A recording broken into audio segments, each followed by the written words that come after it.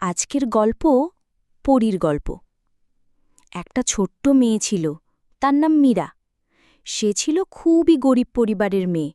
পরনের কাপড়টুকুও ঠিকঠাক ছিল না, কিন্তু তার চোখে ছিল একটা স্বপ্ন।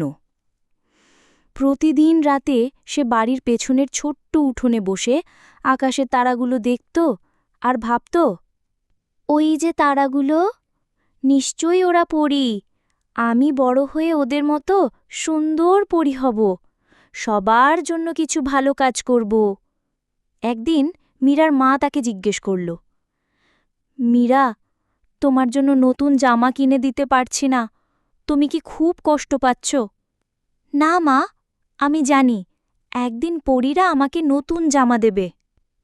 দিন গেল, বছর গেল, মীরা বড় হল, পড়াশোনা শেষ করে স্কুলে শিক্ষিকতা শুরু করল।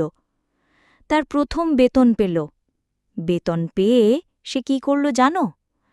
সে গ্রামের সব ছোট ছোট মেয়েদের জন্য নতুন জামা কিনে আনল, যারা তার মতো গরিব ছিল তাদের জন্য। দিদি, তুমি তো সত্যি পরী, তুমি আমাদের নতুন জামা কিনে দিলে। মীরা তখন আকাশের দিকে তাকিয়ে মুচকি হেসে বলল, মীরা, আমি পরী নই, কিন্তু আজকে পরীরা আমার মধ্যে এসেছে, কারণ আমি ওদের স্বপ্ন পূরণ করতে পেরেছি।